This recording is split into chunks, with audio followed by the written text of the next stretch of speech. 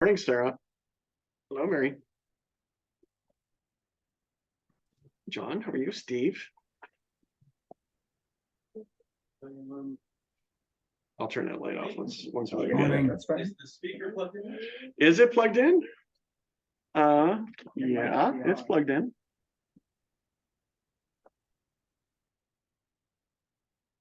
Yes, we can hear you, Rich. It's just not. You just can't hear them. Check really quick. Sure. We go through this every week. It's gotta be a simpler way. Yeah. Good morning. Oh, yeah. Very good. Sarah, can you say something? Good morning. Okay, hold on one second. What about now? Hello? Okay, Now we can hear you. Perfect. Okay. Sarah. Good morning. Good. How's everybody? Well, Sarah, the bond market moved in our favor today, didn't it? We're down from over 5% to below 4.5% today, aren't we? For the yield on the 10-year. Yeah, it was great. The reason really is because the consumer price index came in much lower. And so it's a sign that, inflation is going to be slowing. So, I mean, rates are great. So if anyone has a loan to lock in, I would definitely recommend it. Anyone who maybe bought in the last few months might be eligible for a refi at their benefit. Just to kind of give you an example, last week on a high balance loan, the rates were between 7.370 to 7.875. And today they're from 6.999 to 7.5. Wow. Something below 7%. Yeah. And then even on a conforming loan, last week we were looking at 6.999 to 7.375, and today it's 6.75 to 6.99. That's fantastic. All right. Lots of improvement. Good today now, right? See how long it lasts for. Well, let's hope it continues, because it just got so ugly in regards to interest rates. I don't know if it's affordable, but still it sounds a lot better than it was. Yeah. Does anyone have any questions for Sarah? No, Sarah, thank you very much. I appreciate your help today. So we have a guest speaker, and that's Tony Bried.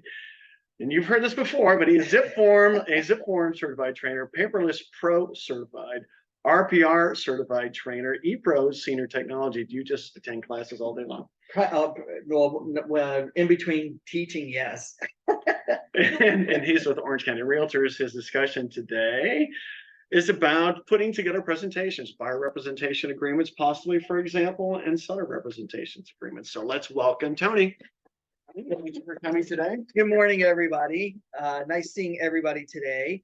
Thank you very much for the introduction. For those of you who don't know me, my name is Anthony. I work at Orange County Realtors, been there for 21 years. Yes, sir. Oh, hey, what's up? Started off in the MLS department, guaranteed. I've spoken to everybody. Richard has me out here every month to give you training on all your tools and products. And I love training on MLS and zipForms and all that fun stuff. Today, what we're going to do is we're going to have fun with our presentations.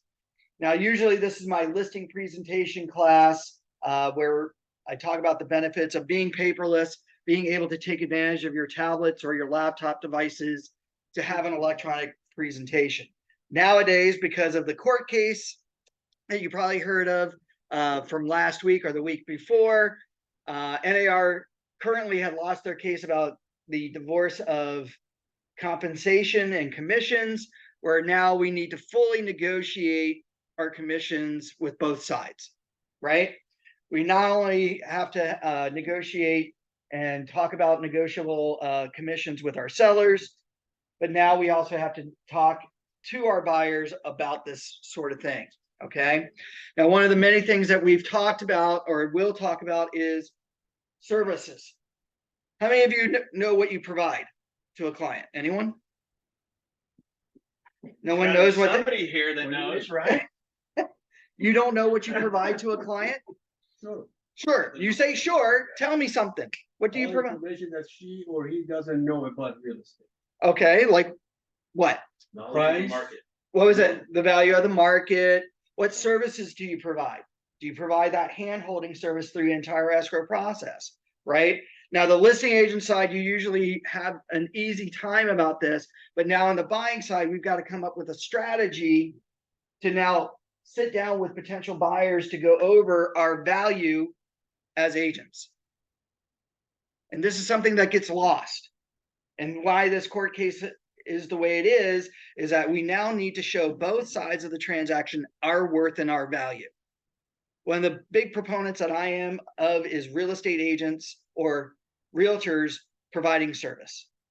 This will always be a face-to-face service. You need to be able to showcase that because you deserve to get paid at the end of the day. Anybody here like working for free? Oh, yeah, all of us. Yeah, you all like work. Well, anybody here work for free? It feels like it, right? So we got to be able to showcase all that. So here, what I'm going to do is just simply share my screen here.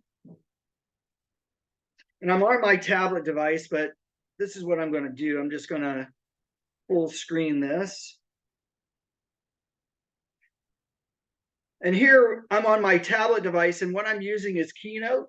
And what I've done with Keynote is create a demo listing style presentation to go over a conversation with our potential clients.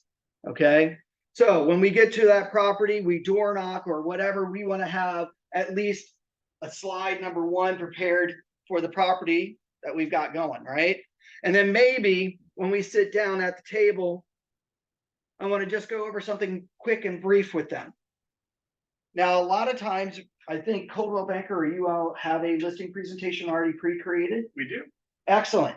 So make sure that you go to you talk to Carlos, go to your website, look at that listing presentation.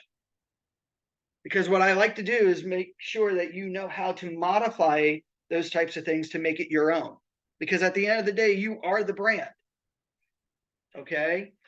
Coldwell Banker is here to help you with that branding, right?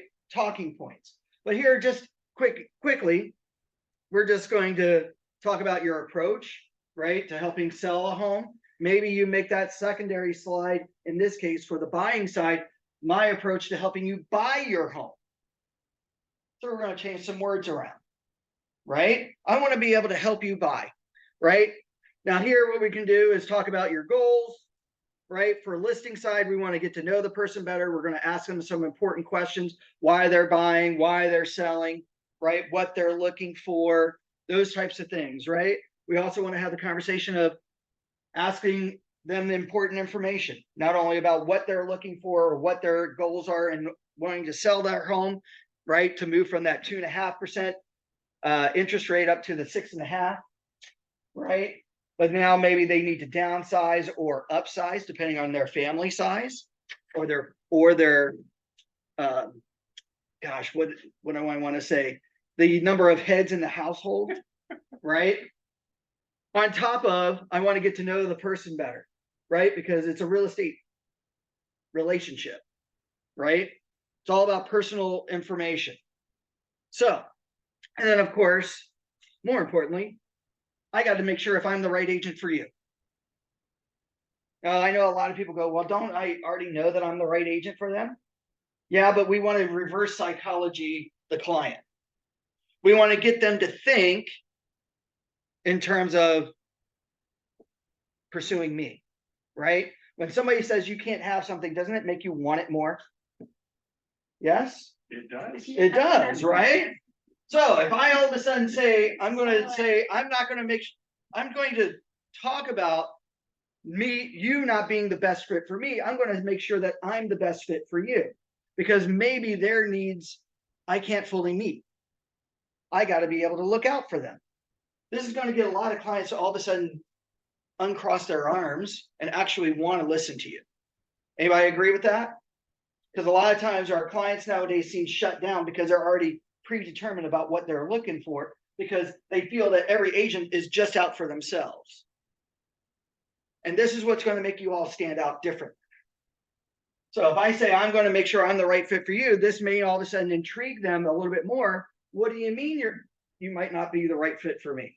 Don't you already know? Well, based on the information I'm going to get from you and the questions I ask, I may not be able to meet all your needs, but I might have a recommendation that might help you with those needs. Now, I love this slide here talking about yourself personally, right? Here's all about trying to connect with your client in some sort of personal way, right? Have some common bond.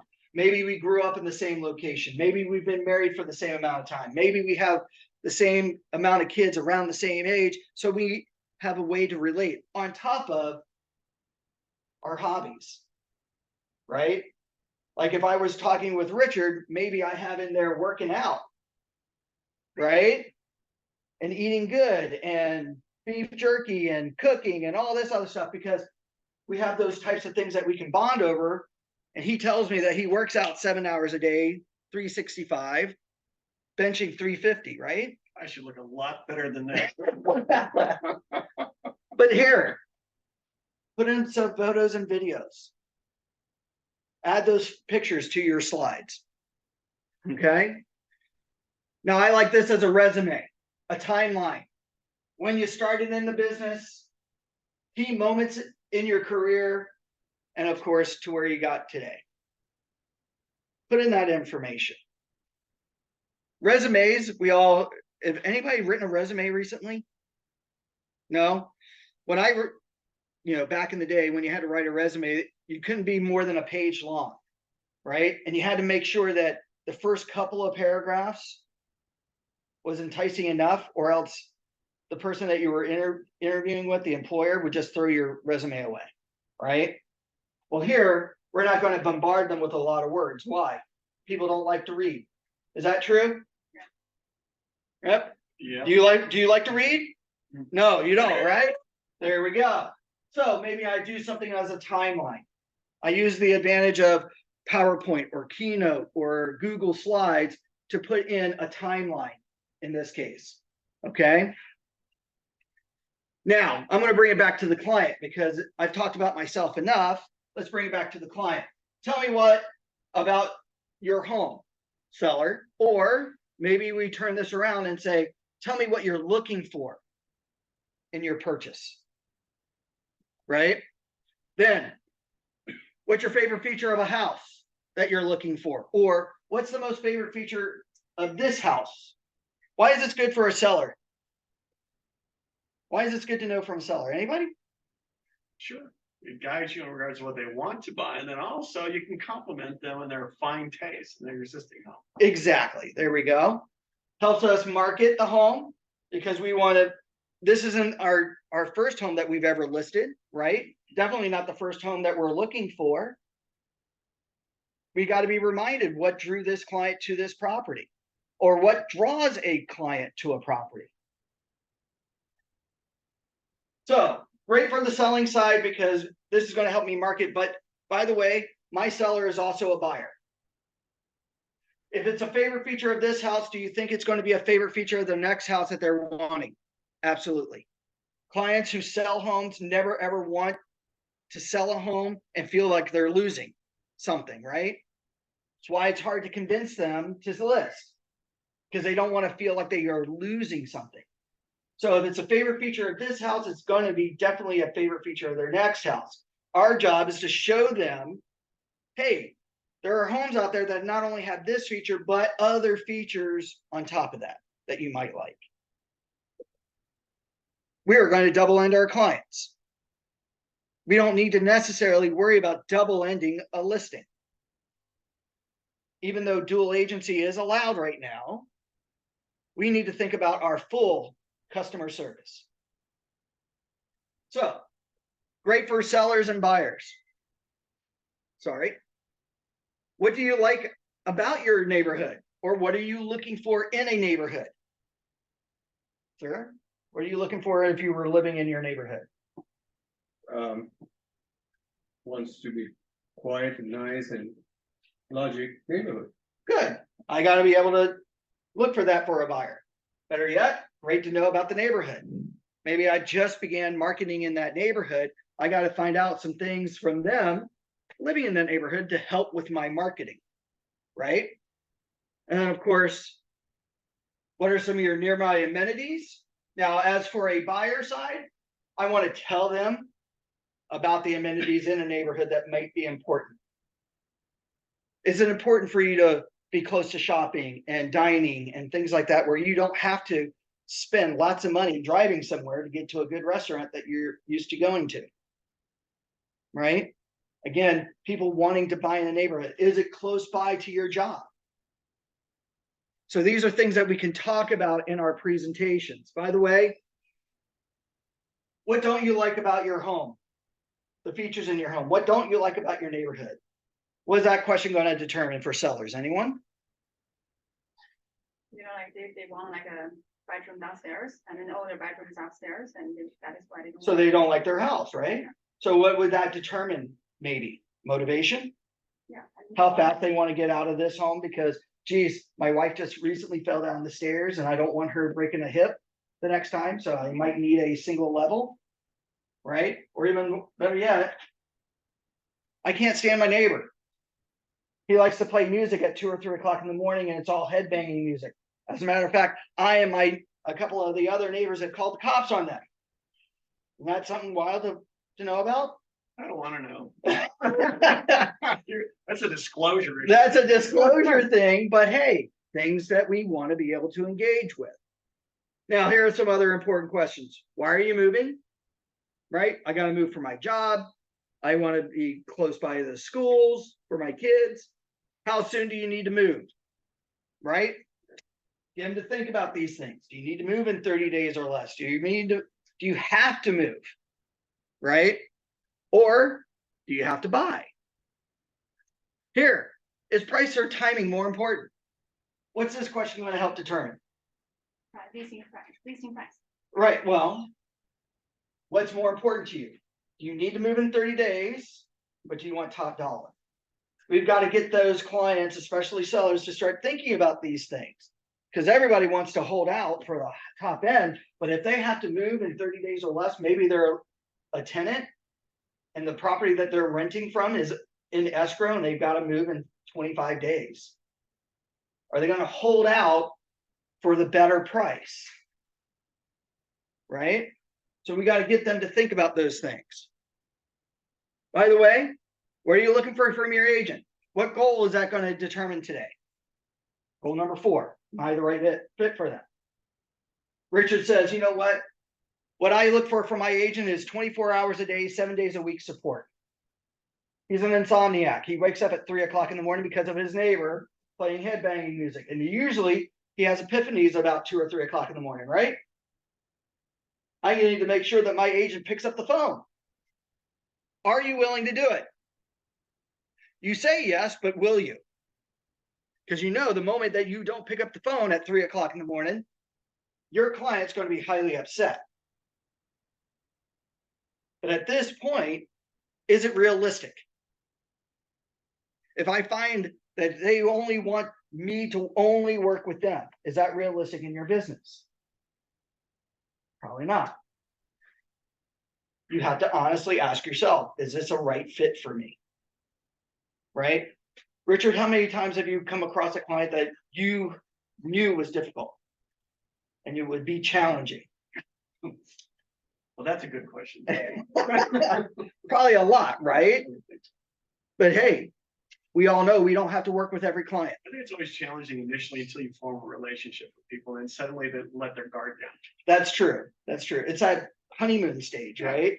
It's no different than dating. Everybody's on their best behavior for the first 3 months. And then after that, the personality starts to show through and you kind of go, ooh, there's a little crazy there. Are you speaking on your behalf, Tony, in your relationship? Hey, I know I drove my wife nuts. We're married, but when we were first dating, I said, let's make it the first 3 months and then see what happens. And then after that, I said, let's make it the next 3 months. And she kept going, why are you putting a 3-month limit on us? And I said, the honeymoon stage, the honeymoon stage. So yeah, I speak from personal experience. All right. Do you anticipate any major challenges in selling your home, or in this case, buying your home? Are you in debt?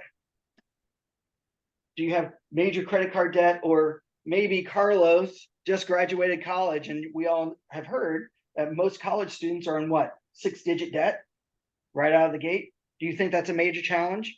Even though Carlos goes, well, Biden says that I'm going to be forgiven on my college debt.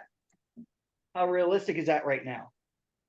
I wouldn't say that, but. You probably wouldn't say that, but is it a major challenge? We gotta get that right up front. Or maybe he hasn't talked to a lender yet. We got to get them to talk to people. And of course, what will you do if your home doesn't sell? Or what are you going to do if after 6 months we can't find the property that's just the right fit for you to buy? Are you willing to extend out your listing agreement, lower your price, or even better yet, sign that BRBC for another 6 to 12 months to work with me and allow me to work with you? You always say that. I don't think we can got a deal. Like, what? I want to sell my house and you have to like 6 months to sell my house. Hey, times have changed, right? This is where we're going to determine all that through our presentation, right? We've got to show them the market realities. We got to show them what's going on. That's where your CMA comes in, right? We're going to have those conversations, but don't be afraid. By the way, talk about your USP, your unique selling proposition. What do you do uniquely? Everybody attending today does something a little bit differently. And pretty soon, I want to call this UBP, the unique buyer proposition. What do you do uniquely to work with buyers? This is where we need to probably sit down and use AI to go over some of the things of the basics of working with a buyer. And then look at that checklist. Do I do this? Do I do that? Do I do the other thing? And if you don't, guess what you're going to do? You're going to improve on it. Right? So Tony, you have interaction with a lot of agents. Uh-huh. What have you heard from agents that they consider to be, or you consider to be so unique? It stands out. Number one, contracts. I think you all need to know every aspect of that contract. I've run across, and I'm sure you've run across, where agents don't know the basic language of the listing agreement or even the purchase agreement. Just the basic language. Right? With everything that gets changed, you all need to be up to date on that. 2, procedures. Especially with buyers, they don't know the escrow procedure. So a lot of buyers get lost. What do I do for these next 30 to 45 days while I'm in escrow? Walk them through that process, right?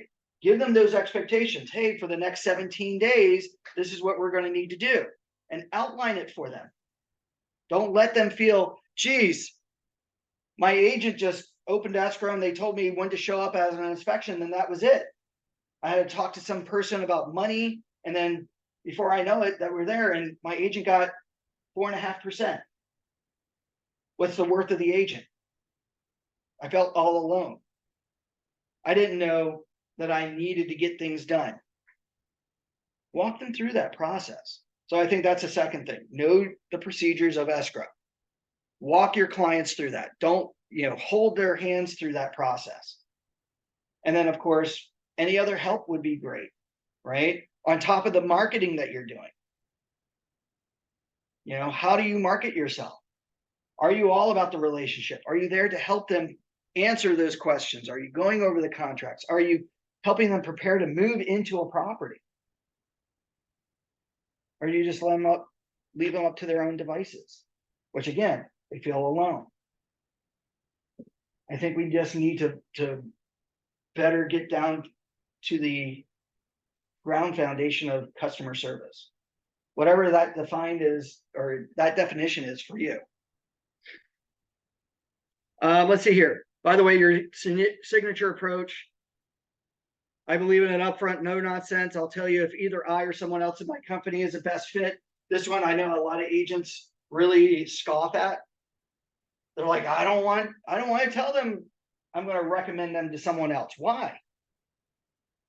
Why not? If you can be honest with yourself, saying, I can't meet your needs, Richard, about answering your phone call at 2 or 3 o'clock in the morning. I like to sleep. Or I've got other clients too. I can't just be solely to you. Yes. It could be a language barrier. That's a reason to refer. But what's nice about this is that, number one, it builds inter-office relationships. If I went up to a colleague of mine and said, hey, I have a client that I can't meet the needs on, would you like a referral? Is she going to turn me away? Or he? No. And what's going to be nice if she refers me a client, maybe now in the future, she's got a client that she can't fully meet their needs with. Is she going to refer me business back? Now we've built what? An inter-office relationship. Is the broker going to be happy that I just got the business? Yes. Does he care or she care who represents them? No. Great for our numbers here at the company because we get the listing agreement, we list the property. Great for the buying needs as well. Because no matter what, someone in this company is representing the buyer in the purchase of that property and giving them the best service possible to the client.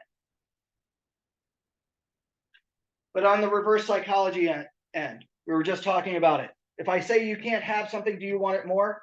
Absolutely. Those of you who are seasoned agents here, I'm sure we've all had that notion of, hey, I think you need to work with someone else. What does that client say? No, I want to work with you. You know what? You're right. It's unreasonable for me to call you at 2 or 3 o'clock in the morning. I understand. You know what? I think I can compromise on that. I like what you have to say. I like the fact that you're looking out for me and my needs. I'm willing to extend out and negotiate my boundaries. Anybody like that? Now all of a sudden they become like that bad penny that just really doesn't leave your pocket. They're there with you forever. And the fact that you're going to show them those best customer skills, you've earned the client for life and any possible referrals. Because maybe they're friends and family that now need to buy or sell, hear by word of mouth, hey, my agent looked out for me this way, even though they wanted to hand me off to somebody else, they were still there to meet my needs. By the way, be honest about the pricing. I don't think we can get you $1 million for your 1-bedroom, 1-bath, 400 square foot home here in Irvine. Comps don't hold up to it. I need you to be a little bit more realistic. Now, you don't have to be as brutal as me, right? Good advice. Good. Which is why my wife has told me I'm not really good at sales, because I'm too brutally honest. That's the East Coast in me. But you know what? One thing that you will earn in your business is respect. One of the big things that's challenging in your business today is people feel that agents aren't honest. They see HGTV, like the $1 million agents and the selling sunsets, and they think that every agent is kind of shisty. We've got to break that mold. And part of that is we got to show our honesty. Because at the end of the day, they may not like what we have to hear. Richard says, you know what? I want that $1 million. And Carlos promised me he can get me that $1 million. You know what I'm going to say? Hey, great, go with Carlos. But honestly, based on the comps, after 30 days, after that property is there, Carlos doesn't have anybody, not even an offer. Guess what you're probably going to do? You're probably going to start dropping your price. Now you're chasing the market. Before you know it, your 60 days listing period is up. The listing's aged. It expires. Now all of a sudden, when you come to me, we're going to have to price it even lower to match the market. If you honestly need to sell your home in 30 days, here's the honest strategy. Hey, you honestly want your offers accepted. Home prices are this. Sellers are getting XYZ percentage, 98, 99%. Stop lowballing offers. It's a waste of your time. You're going to write a ton of offers and no one's going to accept it. And you're just going to get frustrated. Talk about those things. By the way, are there any questions so far? They're in Cyberland? Nothing in the chat. Okay.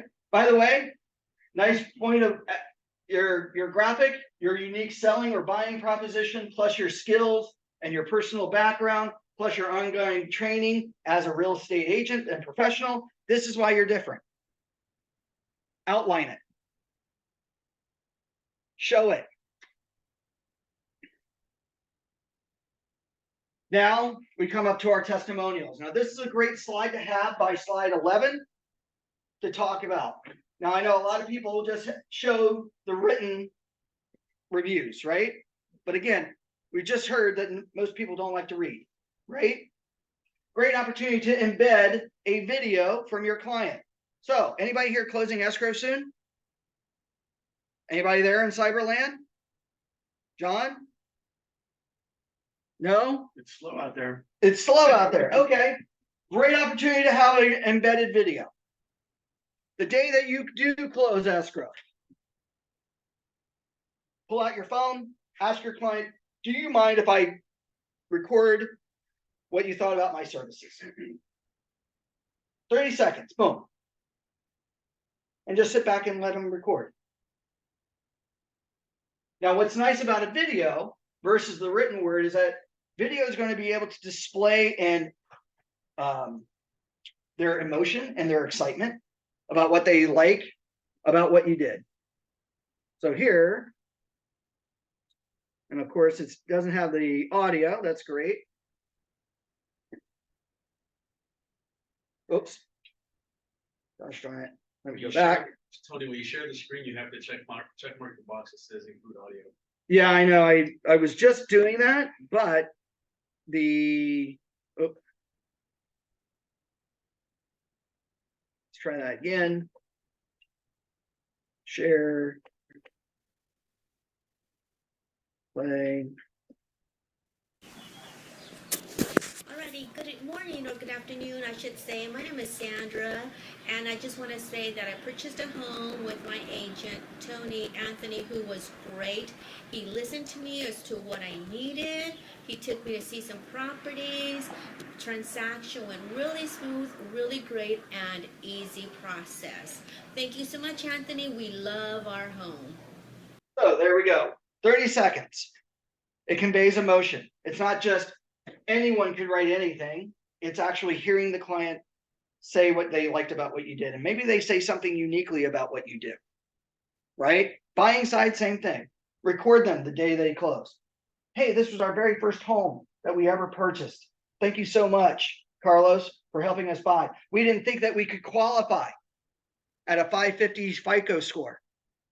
Thanks for connecting us up with a great lender, right?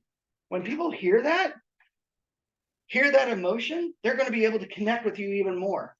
Wow, I want to feel that way when I buy or sell my property. Now, I know a lot of people go, well, what happens if the client says something bad about you? Publish it. Don't publish it. But hey, I'm going to use that video on my YouTube channel no matter what, and maybe I do a follow-up video.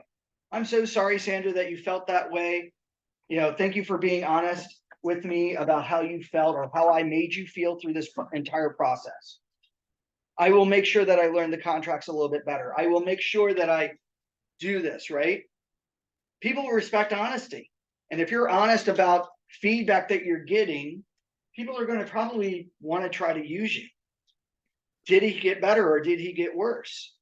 Anybody here ever go to a bad restaurant just because the review and you kind of go, well, really, is it that bad? And you get there, wow, it's not as bad as what the reviews came out to be. Maybe they improved on their services. Maybe they improved and got rid of the old chef and got a new chef in. No different here. Maybe even the client that received that bad service may actually refer you one of their worst enemies because they go, well, geez, if he treated me that way, maybe he'll treat my worst enemy this way too. And won't that get under their gall? The fact that when they get, when that person comes back, wow, thank you so much for referring that person to me. He did such a good job. I don't know what problem you had with it. Holy cow. He took what I said to heart. He actually improved, son of a gun. Now all of a sudden you're earning a better reputation. Anybody like that? Good. By the way, this slide, what does it mean to be a realtor? I think up until now, you should have displayed the benefits of being a realtor, right? You're showing that. You don't have to necessarily talk about it. By the way, we now are just bringing up the benefits of using Coldwell Banker or our company. Okay. where you're serviced, where you're located, some other important things. This one's the important one for the listing side because this is your job, the importance of pricing. My job is to make sure I price your home at the right value to get you into escrow quickly and to get enough showings quickly and easily. Whereas if I list it too high, not very many showings, not very many offers, on the market a long time, we're going to end up dropping the price. If I drop it way below market, sure, we're going to get flooded with a ton of offers and a ton of showings, but again, maybe not enough realistic offers that you would actually accept. Now we got to sit on the market a little bit longer at that point where we're now going to probably drop it below this. Same thing for the buying side. If we think about that, I got to make sure that I get you at the property at the right value because you've got things that are determining this, right? How much of a down payment do you have? What are your closing costs that you're going to need to come up with, right? On top of commission. Things that affect the buyers nowadays. My job is to make sure that I get you the right price to get you in that home that you can afford.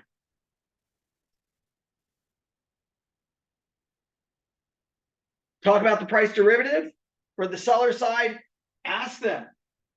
I'm going to ask you to close your eyes and imagine your brand new house. How fast do you want to get into it? How much are you willing to pay? This is going to help determine and help them detach from their current property. Because that's the one thing that sellers have a problem with is detaching from their home. Well, geez, if I can show you right now on the MLS homes that are like yours or better for the price that you want, how fast do you want to get into that home? So again, is price or timing more important? How much of your asking price or how much of your price do you need in order to put this down as a down payment? So if you list it too low, you may not have enough proceeds to make a good down payment. Or if I list it too high, you might miss out on the opportunity, right? Because in certain areas, it's still a seller's market. Now, things that always come up, the market. What's the market like in my neighborhood? Great for a seller. Great opportunity to go into the MLS, look at some basic things first. How many current properties are in the neighborhood that are active, pending, backup, and closed? Maybe the big important part, the median list price, close price, days on market to get you into escrow, and of course, maybe price per square foot. Talk about that. Why? Because the next slide, we're going to talk about marketing the property as a seller. Basic mathematics, much of the marketing starts today, but it will never ever sell an overpriced home. Anybody agree with that or disagree?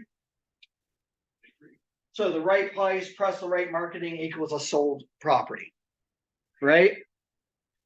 Fact versus fiction. When it comes to marketing a property for a seller, every agent out there says that they have the secret sauce. Has anybody ever said that to a client? I've got the secret sauce to listing your home. Actuality is that when you put a listing into the MLS, your listing actually gets marketed to more than 91,000 plus websites worldwide. Fact is, when I list your property on the MLS, which by the way, this gets around that registered listing. I don't want a lot of showings. I don't want the property marketed, right? Per the listing agreement. Well, if I'm promising you my fiduciary duty to get the highest and best offer for the best marketing possible, 91,000 agents, more than 91,000 plus worldwide websites. Why not take advantage of that? Because honestly, a buyer is always going to go to the web first. NAR just put out an article that 100% of today's clients go onto the web to do searches on the property. In 2023.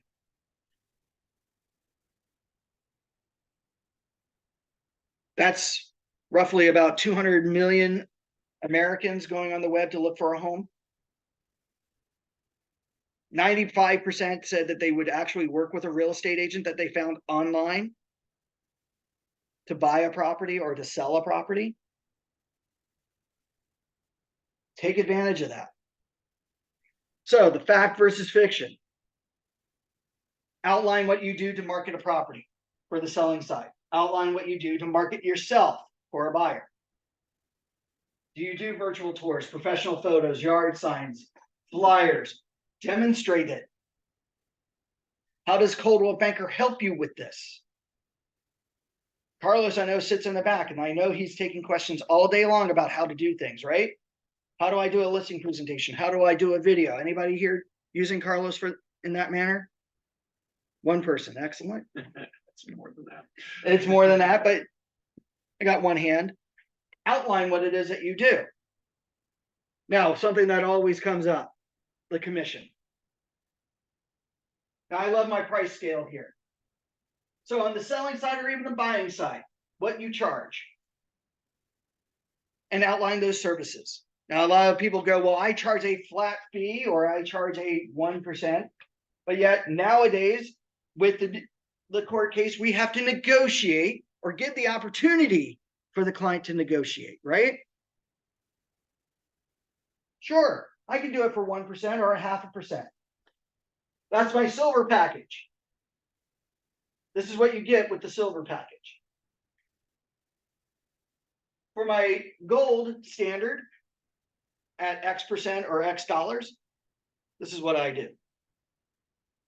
But if you really want the platinum at 12% or 13% or 75%, this is what I do. Outline it all. You're visually outlining what it is that they're going to get for their price. Because the thing that people don't see is what they get for what they're paying for, right? I am no longer the used car salesman. I am the car. Anybody here buy a car? And you'll get exactly what I mean if you bought a car recently, say in the past 20 years. Richard, what's on a car usually when you go to the car lot to buy it? Many options. Many options, right? The sticker price. The sticker price says, this is what this car costs, but then it outlines all the bells and whistles and things like that that car has. Power steering, power windows, power brakes, internet, backup camera, all this stuff that you get for the $80,000 car. But then when you start subtracting that price, sure, you can get a cheaper car that's like it, but it doesn't have this. You are now that car. Now, this works in two ways. Client understands what they get for what they're paying for. They will make sure that you do everything on that list that they're paying. Funny enough, a few years ago, I actually got this from an agent who talked, or a broker who talked about their agent that gave them this type of slide. And they said 92% of their clients always went for the higher commission, the platinum, because they got to see exactly what was on the platinum and wanted all the bells and whistles. And sure enough, that agent did everything on that list because there was no complaint of what they got and what service they got. You get what you pay for. So, what type of car are you? Are we the Rolls Royce or are we the Pinto, the Ford Pinto from 1973? Anybody remember the Ford Pinto? How I really dated myself? The hatchback with the lime green, with the carpet inside, with the roll down windows and the AM FM stereo push button. You got all the girls. That's right. I sure did back in high school. So, what is it that you get? Don't be afraid to talk about it. Hold you accountable personally. Did I perform everything on my list to get that 100% customer satisfaction? By the way, are there any questions on this slide? I know a lot of people usually do. Looks pretty straightforward. Good. All right. You get started. Hey, get started is easy. We talk about a price, or in this case, we agree on a commission. I'm going to have you sign a contract or two, and then we're off to the races. Thank them. Give them a nice little quote of what you live your life by. Anybody here live by a certain quote or a certain mantra? Right? Like Richard, just do it. Nike, right? He just does it. So What I think about, I attract in my life. What is yours? What I think about, what I project always comes back to me tenfold. So I always want to project the best constantly. I have challenges, but I try. Because what comes back to me is more goodness and more positiveness. At the end, your contact information on every presentation. A way to contact you, great opportunity to put in your QR code of your business card from either Savvy Card or I think Coldwell's got something similar, right? Yeah. Put your QR code up here. Have them scan it. Are there any questions on this basic presentation? No, nothing in the chat, Tony. Thank you. Nothing. All right. Now I do have slides, and let's see here if I can escape out of this that I haven't put together just yet, but I did ask ChatGPT to actually create a buying side presentation to a potential residential buyer, the benefits of using a real estate agent or a realtor. So what I can do is I can make sure that I get something like this to you all to import into PowerPoint to make your slides. Oh, that'd be great. But everything should have a comparative market analysis, your client testimonials, things like that. Are there any questions? No. All right. Well, thank you all very much. Thank you, Tony. Very much. Appreciate it. You know, one thing that I wanted to mention that Tony touched upon when your signature. Yes. You gonna say something? Oh, no. I was trying to get the Okay, camera to look kidding. at you. Where is it? There we go. It's still coming at me. You know, it There we prefers go. you, I'll just Tony. stand Okay, behind just you. stand behind me. So, and I noticed that when I receive email from many people, your signature is not complete. You're required to have your license number, broker number. So you should do that on your cell phone also. Keep that in mind, and all of your email correspondence. That's first point of contact information, and that's required by the Department of Real Estate. So I just wanted to mention that since Tony brought that up. Yes, thank you. Okay. Only the first time? I'm sorry, what? Only the first time? Well, that's a good question. What's first point of contact with people? Me sending you an introductory email would be first point of contact, right? Right. But then if you Right. have it always there, it's I receive email on the weekend requests, and many times there's no phone number associated with that person's signature. So make it simple for everybody. So it seems to be something that really doesn't take much effort. So modify your signature to include all that information. And then remember, December 7th, it's going to be the holiday party at Prego, 2:00 in the afternoon. So please notify Carlos if you'll be attending or if you're going to be bringing a guest also. And then do we have any questions? No? Okay. There's somebody in the chat box. Let's see. I think Jim had. Does signature have to be in a text? I would suggest that you do have a signature in the text because you're probably communicating with clients. So you should have your full information available, including your license number. Because that very well could be first point of contact in regards to a text, and that would fall under the guidelines of the Department of Real Estate. So yeah, I think it's a good idea, and it simplifies everything for everybody anyways. Good question, Jim. Thank you. All right. Thanks for coming, everybody. Good seeing you. Tony, thank you.